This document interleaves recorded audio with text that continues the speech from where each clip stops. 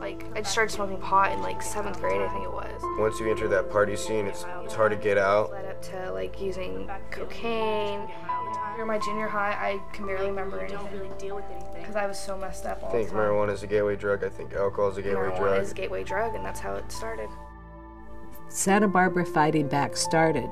We were a community in denial. We didn't think we had a problem with substance abuse. Part of what isn't understood is that alcoholism and drug abuse is a disease, and it needs to be treated as a disease. There's nothing that affects you to a greater extent than what happens to your children. My son did actually die of a drug overdose.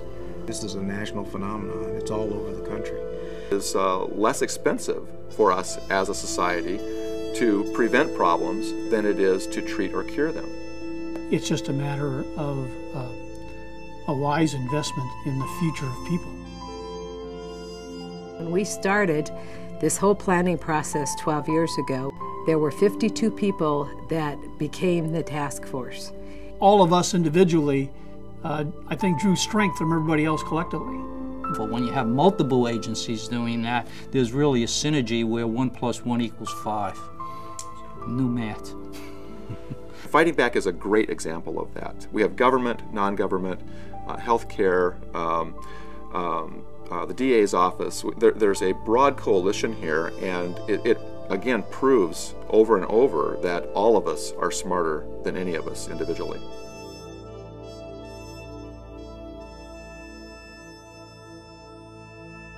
We took 10 community leaders and myself, and we climbed an unknown mountain in the Arctic, and that brought a terrific amount of community awareness because we had our news anchor from Santa Barbara, Channel 3, Debbie Davison, was along. It was an honor to be on that climb, the Summit for Danny climb, and it was also a responsibility of mine because I knew I needed to come back and tell that story the best way I could. I don't think there's any question that the way we worked on that climb is representative of the way that this community has worked in the Fighting Back Task Force. No question about it. We have a wonderful youth treatment center now as a result of this task force partnership in our town, the Daniel Bryant Youth Treatment Center, which has really been a fantastic place for our students, a wonderful resource for parents as well. It's essential for youth to be part of a collaboration, and it's essential for them to be part of any effort that is going to impact their lives. They have a lot to say, and their voices are very important, and we need to listen to them. It's very, very important for students ages 14 to 18 to have an understanding that they're not separate from the community in which they live, but they're part of the community in which they live. And that partnership is really borne out in the Fighting Back program. In my experience, it saves lives. I have seen it save children's lives, plain and simple.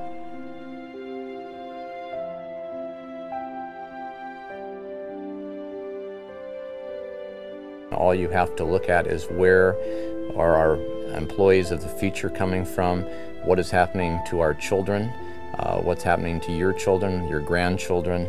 And I saw it in the beginning. It's people, many of whom have come out of their own pain and loss, to say to themselves, and this keeps me going, to say, I'm going to go forward in the spirit of perhaps an individual, my loved one.